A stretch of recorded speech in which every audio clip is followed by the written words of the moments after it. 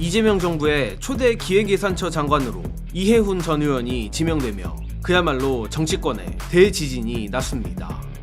이를 두고 대통령의 극우 고립 전략이라는 평가가 나오는 가운데 놀랍게도 이해훈 카드의 진짜 목적은 기재부 제압에 있다는 분석이 나왔습니다. 지난 일요일을 뒤흔들었던 이해훈 파격 발탁 이유들이 어느 정도 정리되는 모양새입니다. 역시 그 이후로 가장 크게 꼽히는 것은 이재명 대통령이 탕평 인사를 통해 민주진보의 외연을 넓히고 극우 그 자체가 돼버린 국민의힘을 고립시킨다는 것입니다. 일단 민주진보 진영 지지자들이 어떻게 받아들이냐는 둘째 치더라도 현재 국민의힘의 모습을 보면 이는 적확하게 들어맞은 것으로 보이고, 그나마 다른 의견으로는 이재명 정부가 혹여나 경제에서 좋은 성과를 거두지 못했을 때 총알바지로 이해훈을 기용했다는 겁니다. 물론 저는 솔직히 말해 탄핵 반대 출신 이해훈까지 기용해야 했나라는 생각이 기본적으로 있습니다. 하지만 전술했듯 국민의힘이 멘붕에 빠진 걸 보면 역시 이재명 대통령의 용인술이 대단하구나 싶기도 하나, 더 흥미로운 건 이번 이해훈 카드가 단순히 대통합이랄지 국민의힘 고립을 넘어 그 이상을 겨냥했다는 겁니다. 서두에 말했듯이 이는 바로 이해훈이 기재부를 제압하기 위한 이재명 대통령의 히든카드라는 것인데, 참고로 이는 사장 남천동 임경빈 작가의 분석으로 간만에 임 작가의 해안에 정말 감탄했습니다. 쉽게 말해 이재명 대통령이 대선 후보 시절부터 기재부의 압도적 권한을 나눠놓은 것에는 이유가 있고, 거기서부터 이번 이해훈 기획예산처 장관 지명은 유기적으로 연결된다는 것입니다. 관련해 더 구체적인 것은 뒤에서 말씀드리기로 하고, 먼저 사장 남천동 임경빈 작가의 역대급 분석 보시고 이어가겠습니다.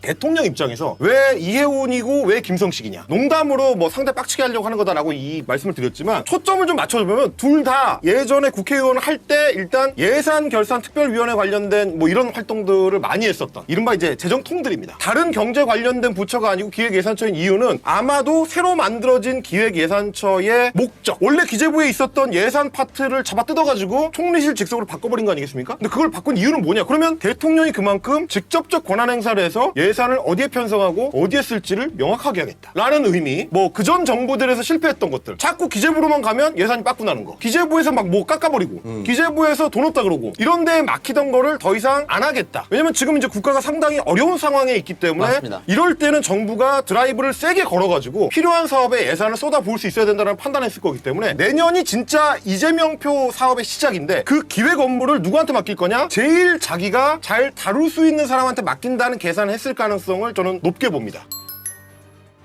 특히나 제가 임경빈 작가의 분석에 더 공감이 갔던 이유는 이재명 대통령 스스로가 기재부로 인한 가장 큰 피해자 중 한 명이기 때문입니다.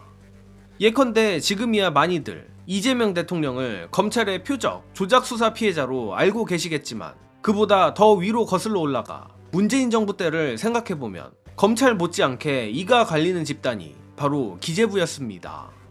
또한 그 기재부의 수장은 나라 곳간을 구실로 재난지원금에 항상 부정적이었던 홍남기 기재부 장관이었고, 심지어 홍남기는 여당의 대선 후보 이재명 후보와 공개적으로 신경전을 벌이기도 했습니다.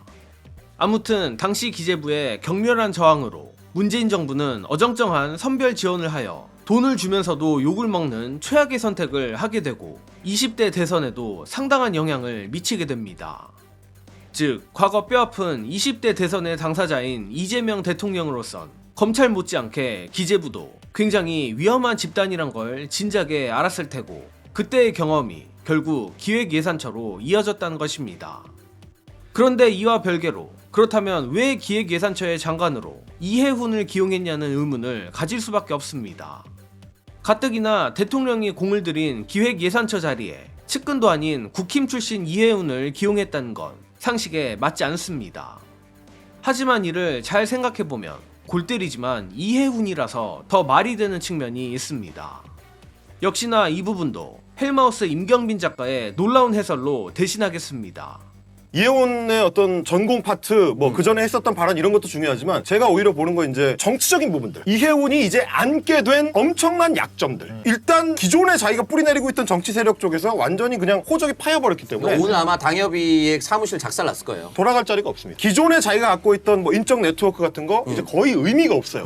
그러면 이해훈이라는 정치인 입장에서는 이제 갈 데가 없습니다. 이재명 대통령이랑 합을 잘 맞춰가지고 명령하는 내용을 잘 수행해내지 못하면 자기는 끝이에요. 어떻게 보면 대통령 입장에서는 뭐 영입을 함으로써 약점을 쥐게 되는 효과가 발생을 하는 거죠. 그런 차원에서 보면은 내년 기획예산처가 출범하면서 맡길 수 있는 카드 중에는 영입 인사가 괜찮은 선택이었을 것 같다. 대선 과정에서 공을 세운 사람 같으면 서로 주고받은 거기 때문에 이만큼의 그립감을 대통령이 주기 힘듭니다. 정부가 만들어지는데 공헌한 적이 없어요. 그렇기 때문에 요구할 만한 게 별로 없어. 고로 정리하자면 기재부의 폐악질을 원천 차단할 기관으로 이재명 대통령은 후보 시절부터 기획예산처를 구상했고 그 정도로 중요한 기획예산처인 만큼 그 기관의 수장은 대통령과 거의 한 몸, 한 뜻으로 움직여야 국정 운영에 차질이 없을 겁니다. 그런데 국힘 출신 이해훈은 돌아갈 길을 아예 불지르고 온 이른바 항장이고 민주당은 물론이거니와 청와대 내에도 자기 세력이 없습니다. 다만 오직 이재명 대통령만이 자신의 편이라고 할 수 있습니다. 그렇기에 이해훈 입장에서 자신이 죽지 않으려면 이악 물고 이재명 대통령과 한마음 한뜻이 돼야 하며 이는 반대로 말해 이해훈이야말로 이재명 대통령의 지시를 가장 잘 이행할 장관이라는 뜻도 된다는 겁니다. 제가 굳이 앞서 항장이라는 단어를 쓴 이유도 여기에 있는데 100% 맞는 예시는 아닐 수도 있지만 삼국지의 장료, 황충, 방덕 등 오히려 항장들이 공적과 충성을 증명하려 더 애를 썼던 것도 같은 맥락이라고 봅니다. 이런 측면에서 생각해보면 이재명 대통령의 그림력이랄지 정치력이 이제는 살짝 무서워질 정도입니다.